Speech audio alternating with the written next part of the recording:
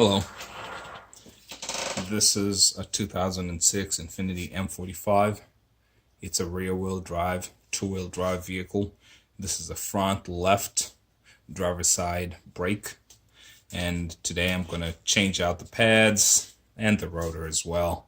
So I'm going to go through the process of removing the caliper, which is the basic way of getting to the pads, and also removing the bracket, which allows you to take the rotor out. All right, so the tools we need today are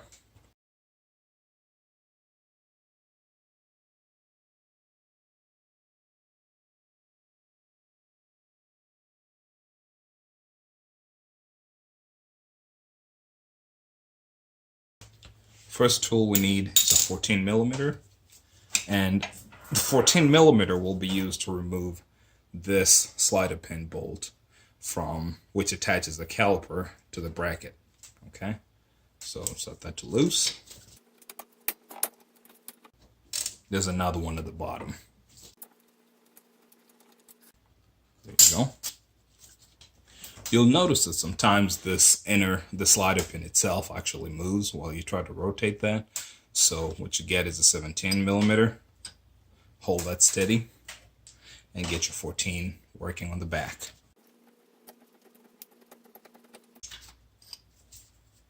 So there you have it. And just like that, the caliper is ready to be removed.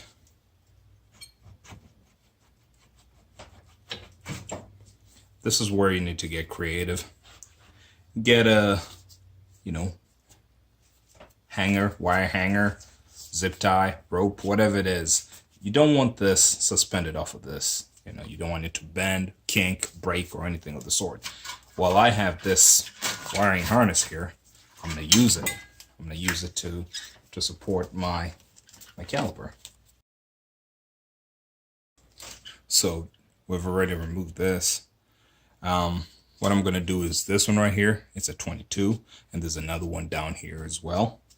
So I'm going to use my breaker bar. Make sure you're going the right direction.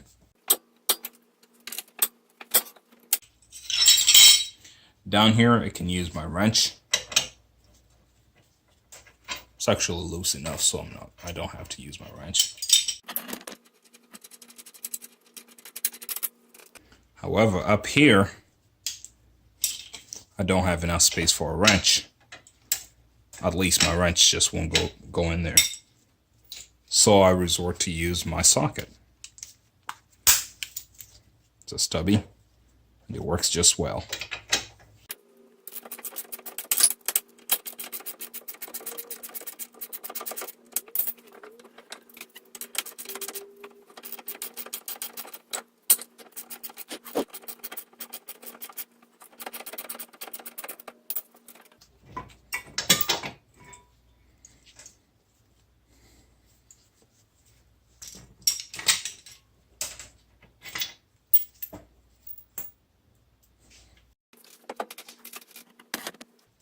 With that out, as you can see, this is pretty loose. Just takes itself off. Or rather, it's pretty easy to take off, doesn't need a fight. And so I take it off.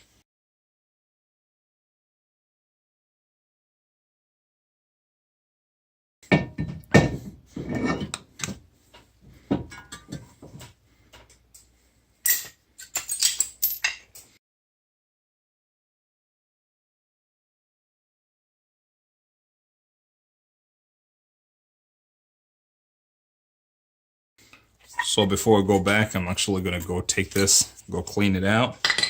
And it's not too much of the process, really. I'm just going to take this out. This is the slider pin itself, right? Pull that out, right? Doesn't look right for whatever reason. Does not look right. Anyway, I'll be back at it. Then this is the lower side. Yeah, that does not look correct. And I'll discuss that in a few minutes. Anyway, what I'm going to do is just take this out, spray some brake linen in there, as well as in here, right? And clean these slider pins, and I'll be back in a few minutes. Remember when I said that something did not seem right? One, this one right here, it did not have its boot. This is what it looks like with the boot out. So yeah, it came like this. Did not have a boot after I cleaned it out. I had a spare, and that's where I got this one from. Okay, and for the front, the manual says that the one with the boot should be at the bottom. So I have not written it here, but I'll remember. It's the opposite of the back. I think I've said it to myself in my head so many times that I'll memorize that. So, which means when you install it this way, well, sorry, it's this way. This way. This one right here is the one that's going to get the boot. This one up here doesn't need it. But, so the tricky part about the boot, as you can see, is it starts riding up, right? See that? That's a problem. It won't go in when you do it like that.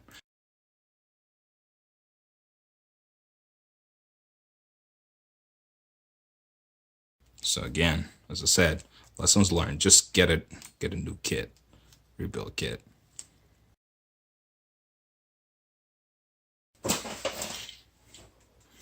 I went to get another used spare. So let's try this. Slight difference in design. Okay, let's try this again. As I said, don't lube the tip. Just lube the shaft. And I leave a little bit of space at the top.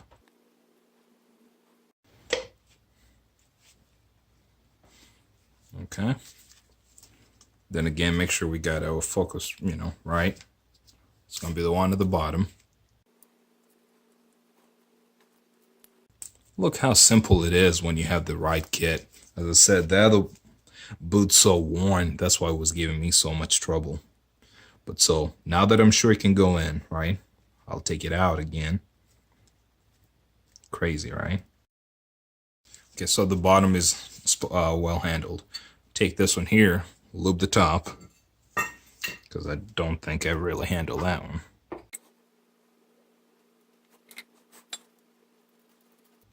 All the way down, and pull it out again.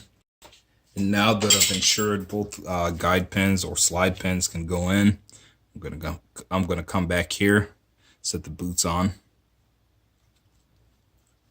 Again, these are not new. I'm reusing stuff.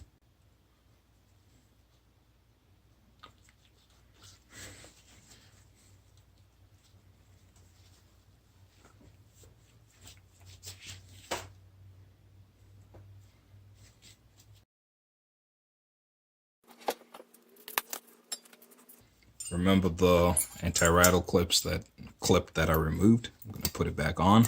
I cleaned it, by the way. I know it doesn't look all that pretty, but I cleaned it. I guess whoever used it before didn't really know what to do with these, so that's why they opened them up. Lube for the pads. It's always easier to do it while, this thing is out, so I don't go smearing all over the rotor. As you can see here, it says R for right. It doesn't, yeah, it's best to keep it where it's supposed to be, but the one on the other side, I bet, is going to say left. As long as, whenever you install it, just remember that the one with the boot goes to the bottom when you're in front. Otherwise, the bracket can be installed on either the right side or the left side. So if you're in a pinch and you find one from a salvage yard or something like that, just know that you have options. And again, so the bolt goes through first, then this meets it on the other side.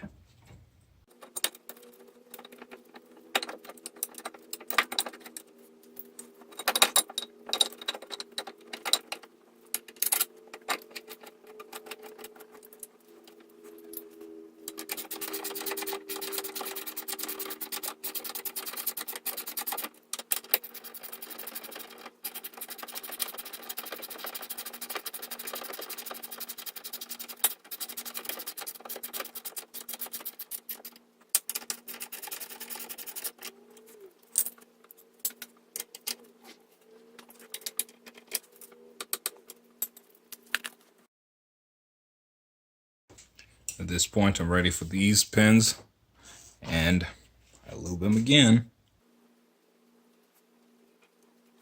Make sure the boot is fully seated.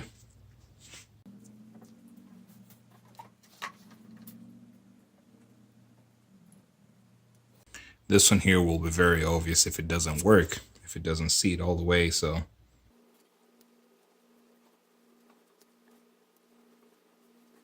I think that worked as well. I have to figure out why it feels a lot more airy. Let me pull it out. Do it again.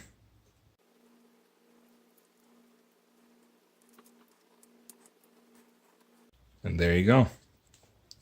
It's a lot, less springy this time, so that's good. Well, for me it is. At this point, let's get the brake pads on.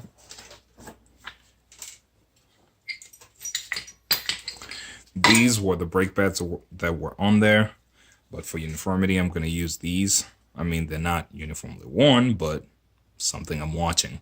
They're better pads. That's all. That's the only reason. So I'm going to use these. And you'll notice that at the bottom right here is where I'm going to connect to these anti-rattle clips. So what I do is come here, swing it outside. I come here, loop this in there, right? Then swing it up into this recess over here. And same thing up here. Well, you have to kind of push it inside this bracket first, because if you try, it just would smack it.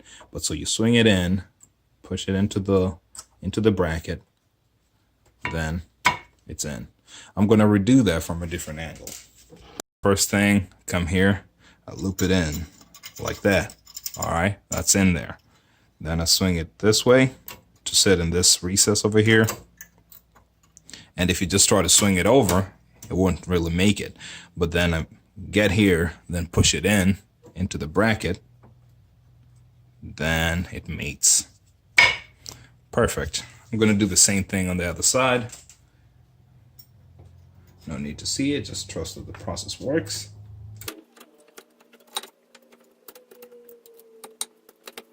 And there you have it. The brake pad's in. I am almost certain that this is not going to fit anymore. I need to retract the calipers, or rather the piston, sorry. And yep, I am right. It's a little too wide now. This is a little fleshier. The rotor that I put is a little thicker. So what I'm going to do for this,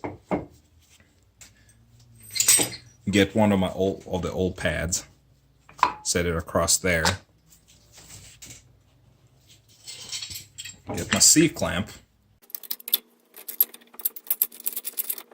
and retract it. I'm doing it a little diagonally, but whatever forces I'm putting here, it's grabbing there, and I expect this force to kind of work on both pistons. Since it's not such a big distance, I can, they can be a little uneven as long as the one that moves least moves far enough to allow the pads to sit in. So let's do it.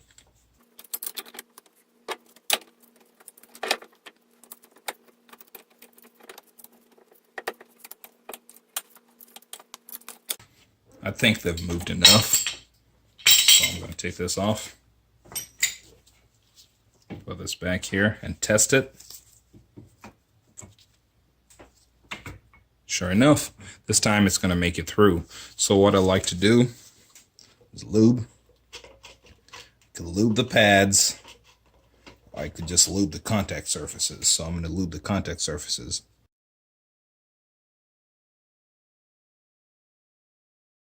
I think lube is one of those things that's kind of subjective. Some people put it back on dry. Others go, a little wild with the lube. For me, that's just enough. Again, I remind myself, whatever I'm doing is better than whatever was on the car before I touched it.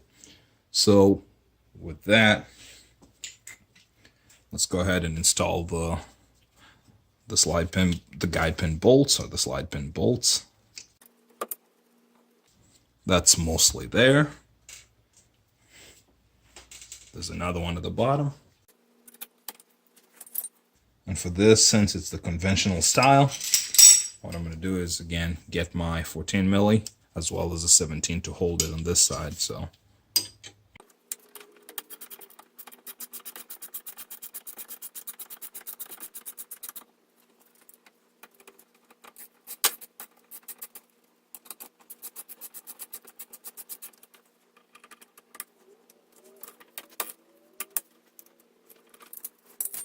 with that, I'd like to say that the exercise is over. The front brake pad, rotor, bracket of the 06 through 10 M35 and M45 is complete. And there you have it. I have to apologize. I don't like the lighting at night, but this is all I have, you know, with the garage door closed. We're at that part of the year where daylight doesn't last very long, so that's all you get. All right, I hope that helps you in a way, helps you get to where you're trying to do. And I hope, you know, it's a guide. It's not exactly comprehensive, this and that, but it should at least get you in the ballpark of what you're trying to do, right? And I know this video has got to be way better than the first one I made because, again, when I was there, I was just making videos as I was taking things apart, you know, in case I needed to put things back together. And when I started getting a YouTube following, I started posting my old videos online. And then, yeah, I looked back at it and, I mean, I was getting nasty comments on it, but yeah, hopefully this one is a lot better. And I hope it helps you get to what you're trying to do a little easier. Okay? All right, good luck. Bye-bye.